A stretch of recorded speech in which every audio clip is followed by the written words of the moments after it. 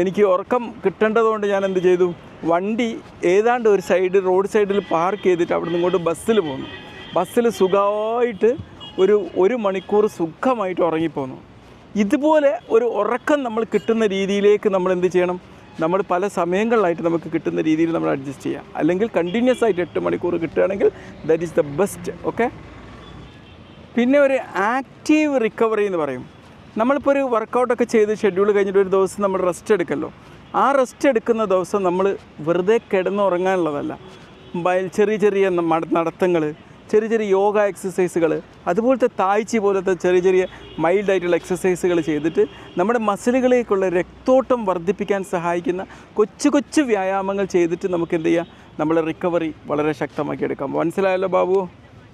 ഇനി വളരെ ശക്തമായിട്ടുള്ള വ്യായാമത്തിനൊക്കെ ശേഷം ഉണ്ടാവുന്ന ഒരു റിക്കവറിക്ക് സഹായിക്കുന്ന